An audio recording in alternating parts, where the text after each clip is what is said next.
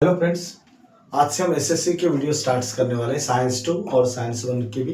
तो साइंस 2 के वीडियोस का हम स्टार्ट करें तो आज हमारा पहला वीडियो है जिसमें आज हम पढ़ने वाले हैं वेस्टिजियल ऑर्गन और कनेक्टिंग लिंक के बारे में थोड़ा बहुत। ठीक है, तो स्टार्ट करते हैं। पहला वेस्टिजियल ऑर्गन।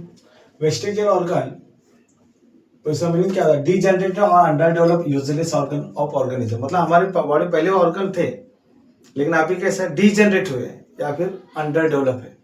जनरेट हुए ही नहीं या फिर अंडर डेवलप्ड है, तो उसी ऑर्गन को जो हमारे लिए अभी यूजलेस है, हमारे लिए उस ऑर्गन का कोई यूज नहीं है, ऐसे ऑर्गन को हम नॉर्मली क्या बोलते हैं? Vestigial organ. उसके चार एग्जांपल, वैसे तो 5 है, यहाँ पे 4 ही बताए मैंने। कौन से? देखो, पहला अपेंडिक्स है, ईयर मसल्स है, विजडम टीथ है और टेल बोन है, और एक है बॉडी हेयर भी हम बोल सकते हैं। ठीक है, तो चलो इसमें लेकिन प्रॉब्लम क्या है कि वेस्टिजियल ऑर्गन हमारे लिए तो क्या है, यूजलेस है, लेकिन अदर एनिमल्स में वो यूजफुल भी है और फंक्शनिंग भी है। कौन कौन से? देखो, पहला अपेंडिक्स, यूजलेस टू ह्यूमन, हमारे लिए कोई यूजफुल नहीं लेकिन useful and fully functional in ruminants. Ear muscle, useless to humans लेकिन useful and fully functional in monkeys. Same उसी तरह connecting link.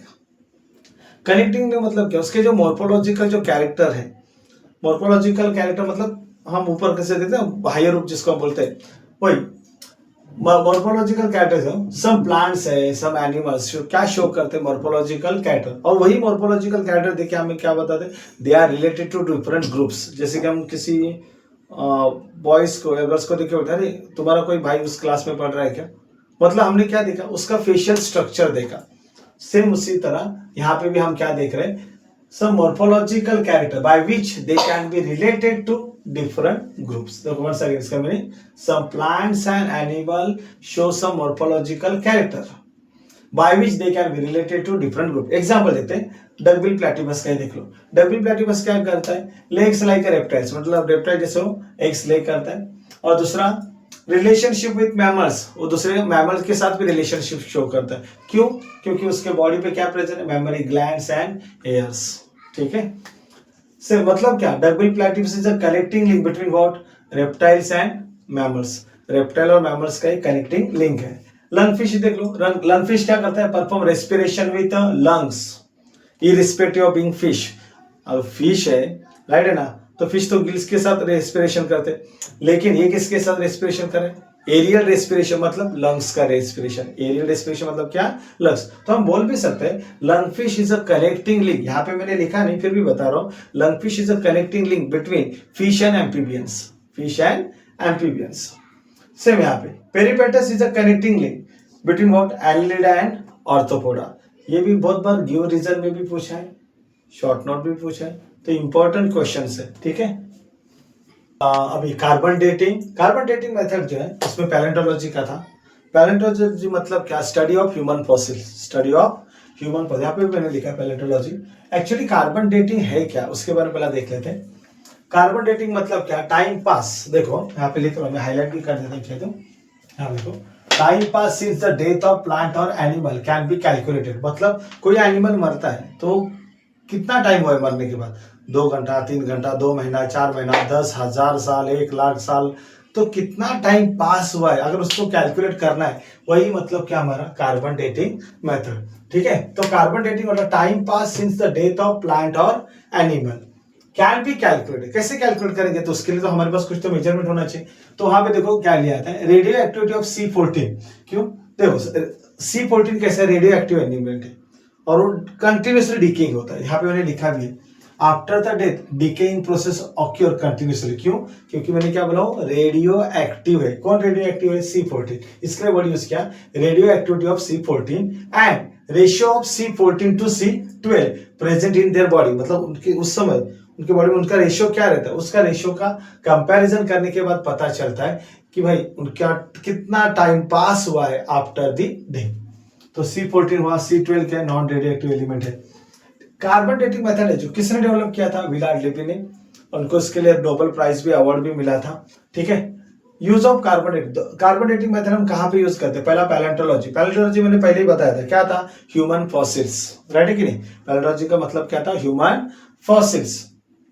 To determine the age of human fossil, मतलब अगर कोई रेमिनेंट्स या फिर कोई impression preserve under the ground for number of years after their death, right है ना।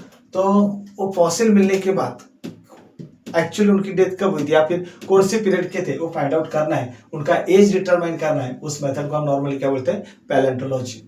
एंथ्रोपोलॉजी मतलब क्या, to determine the age of manuscript, कोई भी कुछ हाथ से लिखा हुआ है, पत्तों पे लिखा हुआ है, कहीं भी पिक्चर ड्रॉ किया, तो कुछ भी उसका एज अगर हमें डिटरमाइन करना है, मतलब क्या, एंथ्रोपोलॉजी। तो कार्बन डेटिंग मेथड जो है वो पैलेंटोलॉजी में भी यूज होता है और एंथ्रोपोलॉजी में भी यूज होता है। एक डायग्राम टेबल बनाया है मेरे लड़के ने, देखो कैसा लगा आपको, अच्छा लगा है? अच्छा लगा है तो लाइक करो, और हाँ अगर आपको इसका नाम पता रहेगा तो कमेंट में जरूर बताना, ठीक है।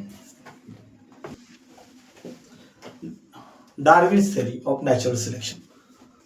चलो उसके बाद एक स्टोरी बताते हैं, थोड़ा समझ लो। जंगल में हिरन भी है और शेर भी है, दोनों की रेस है, मतलब एक कंपटीशन चल रहा है, कौन सा, रेसिंग का।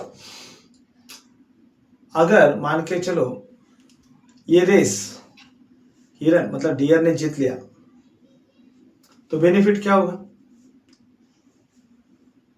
हिरन की मतलब डियर की तो जान बच जाएगी, लेकिन जो शेर था टाइगर वो तो खाली पेट ही उसको सोना पड़ेगा, है कि नहीं, मतलब उसके लिए तो डेथ का चांस बन जाएगा। उल्टा करो, अगर शेर रेस जीत जाता है, मतलब टाइगर रेस जीत जाता है, तो खाना किसको मिलेगा, टाइगर को, और मौत किसकी होगी, हिरन की।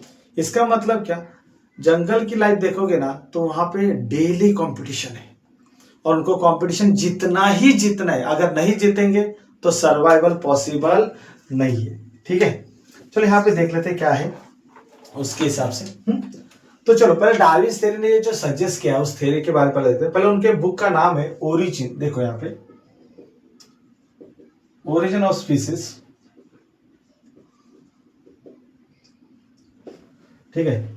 और उसका यहाँ पे मैं आपको हाईलाइट करके दे रहा हूं, आप बोलोगे प्रीसेस उसका क्या है, सर्वाइवल ऑफ फिटेस्ट। मैंने अभी स्टोरी बताई थी, जो फिट रहेगा वही सर्वाइव करेगा, नहीं तो उनका सर्वाइवल पॉसिबल नहीं।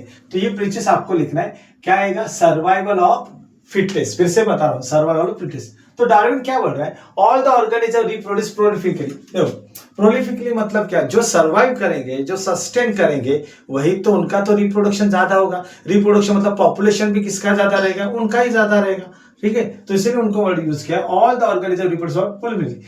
All the organism compete with each other in a life threatening manner. उनमें कॉम्पिटिशन है लाइफ थ्रेटनिंग मैनर, जैसे कि मैंने अभी एक एग्जांपल बताया आपको, डियर का और किसका, टाइगर का, दोनों में कॉम्पिटिशन है। कैसा लाइफ थ्रेटनिंग मैनर, मतलब क्या, अगर जीत गए तो जान बच गई, अगर हार गए तो जान चली गई।